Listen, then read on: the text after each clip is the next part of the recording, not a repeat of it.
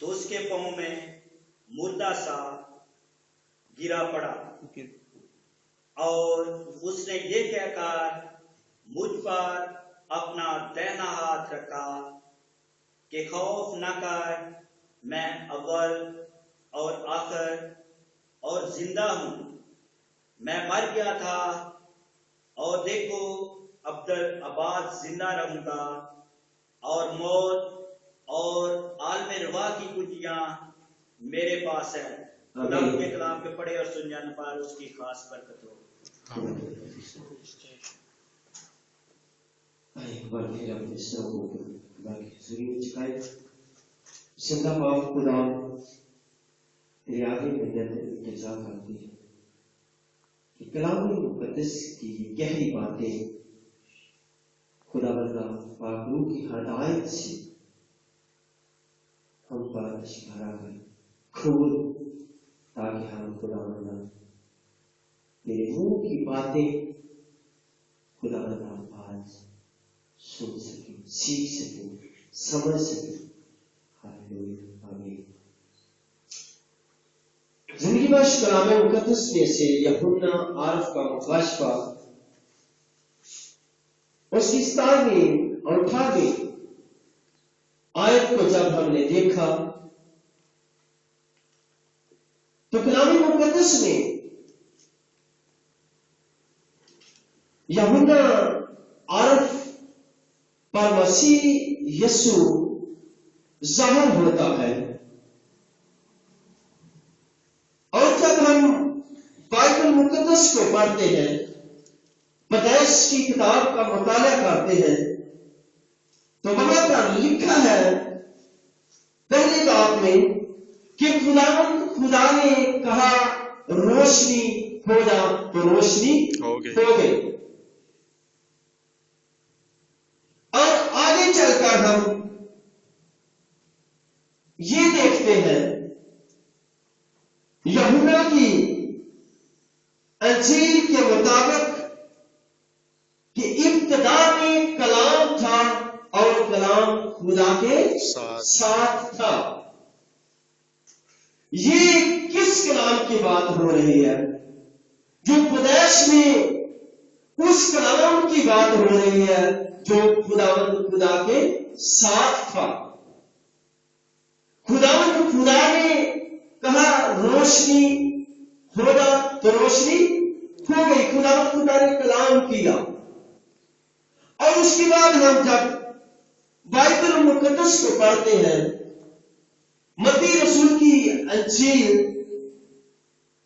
تو اس کے 4 باب کو جب ہم پڑھتے ہیں تو وہاں پر مسیح یسوع نے جب 40 دن کا روزہ رکھا یا فاقہ کیا، تو تب شیطان اس کے پاس آیا، تو شیطان نے کہا کہ اگر تم خدا کا بیٹا ہے تو ان پتھروں کو کیا کہ یہ روٹیاں بن جائیں۔ تو خدا نے کہا کہ انسان صرف روٹی ہی سے نہیں۔ اس وقت کون سا کلام تھا جو مجسم ہوا، یعنی انسانی صورت میں جو زمین پر آیا؟ اس نے شیطان سے یہ بات کہی۔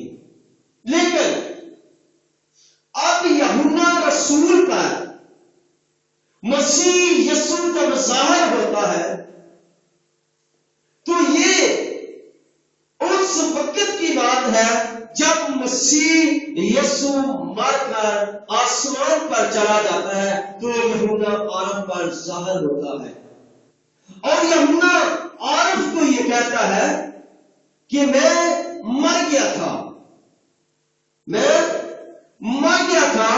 اور اب زندہ ہوں، اور ابد آباد زندہ رہوں گا۔ میں مر گیا تھا لیکن اب زندہ ہوں اور ابد آباد زندہ رہوں گا۔ عالم روا کی کنجیاں میرے پاس ہیں۔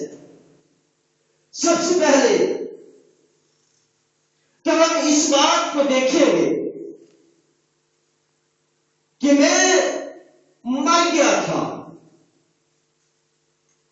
بائبل मुकद्दस को जब हम पढ़ते हैं, बाइबल मुकद्दस का जब हम मुतालिया करते हैं, तो मसीह यीशु को जब वही कलवरी पर सलीब पर लटकाया हुआ था, तो उस वक्त के लोग जो थे उस रास्ते से गुजरते और कहते थे कि इसने औरों को बचाया है, खुद भी नीचे उतर आज हम तुझे खुदा मान लेंगे, तुझ पर यकीन ले आएंगे कि तू वाकई ही खुदा का बेटा है। बहुत से लोग इस बात पर ये कहते हैं या ये मानते हैं कि चलो खुदा ने खून बहाया, ठीक है, या कुछ लोग ये कहते हैं कि खुदा सलीब पर चढ़ाए गए, ये भी मानते हैं, इसको भी दुरुस्त कहते हैं। लेकिन जब ये कहा जाता है कि वो सलीब पर मरा, तो इस बात से इनकार कर देते हैं या ये बात मानने के लिए तैयार नहीं है। उस वक्त के लोग भी मसीह यीशु को सलीब से नीचे देखना चाहते थे, और आज भी जब लोगों को यह कहा जाता है कि मसीह यीशु जो था वो सलीब पर मरा, तो इस बात को मानने के लिए इनकार कर देते हैं। लेकिन मसीह यीशु जब यूहन्ना आरफ पर ज़ाहिर होता है, यूहन्ना आरफ को ये कहता है कि मैं मर गया था, मैं मर गया था। सोचने की बात यह है कि मसीह यीशु को यूहन्ना आरफ से ये बात क्यों कहना पड़ी कि मैं मर गया था? क्या वजह थी? मसीह यीशु को क्यों मरना था? या मसीह यीशु तो जैसे दूसरे लोग कहते हैं कि वो वैसे ही जिंदा उठाए गए थे, तो फिर मसीह यीशु को आज यूहन्ना आरफ को ये ना कहना पड़ता कि मैं मर गया था। और देख अब्दुल अबाद जिंदा, और मौत और आलमे रुआ की कुंजियां मेरे पास है। हालेलुया। बाइबल मुकद्दस को जब हम पढ़ते हैं तो आदम से लेकर मसीह यीशु तक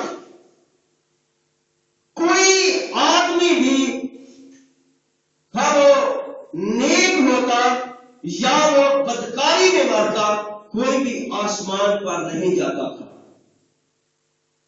आदम से लेकर मसीह यीशु तक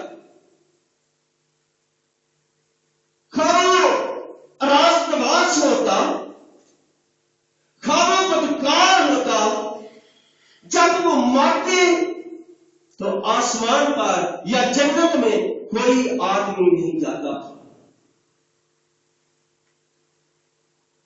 आइए बाइबल मुकद्दस में से तभी लूका रसूल की मार्फत लिखी गई अंजील उसका 16 बाब और उसकी 19 से 31 आयत तक देखेंगे। 19 से 31वीं आयत तक ज़िंदगी बख्श कलाम मुकद्दस को देखेंगे कि कहां लोग किस जगह पर जाते थे। मसीह यीशु तक लोग कहां रहते थे और मसीह यीशु ने क्या किया ताकि वो आसमान की बादशाही में दाखिल हो सके? क्यों मसीह यीशु को मारकर जिंदा होकर आसमान पर जाना पड़ा? जी,